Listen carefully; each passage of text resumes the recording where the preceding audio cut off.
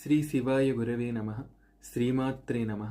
సౌందర్యలహరిలోని 9వ శ్లోకంలో కుండలిని సర్పాకార రూపంలో అమ్మవారి చైతన్యము జీవుల శరీరంలో సంచరించే తీరును తెలుపుతున్నారు. మరింతగా చెప్పాలంటే ఈ శ్లోకంలో షట్చక్రభేదనమనే విద్య సూచించబడుతున్నది.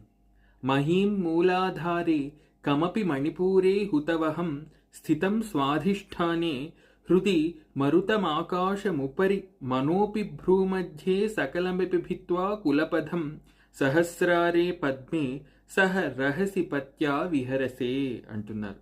ఓ భగవతి, ఓ అమ్మా, నువ్వు మూలాధారంలో ఉన్న పృథ్వీతత్వాన్ని, మణిపూర చక్రంలో ఉన్న జలతత్వాన్ని, స్వాధిష్టానంలో ఉన్న అగ్నితత్వాన్ని, అనాహత చక్రంలోని వాయుతత్వాన్ని, అంతకు పైన కులువయ్యున్న విశుద్ధ చక్రంలోని ఆకాశతత్వాన్ని, అలాగే భ్రూమధ్యంలో ఉన్న మనస్తత్వాన్ని వీడి సుషుమ్నా మార్గాన్ని ఛేదించుకొని సహస్రార కమలంలో పరమేశ్వరునితో కూడి రహస్యంగా విహరిస్తున్నావు.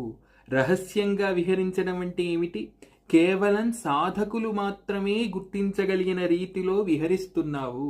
అంటే అమ్మవారి తత్వము కేవలము నిజ సాధకులకు మాత్రమే చిక్కుపడే ఒకానొక మూల పరతత్వము.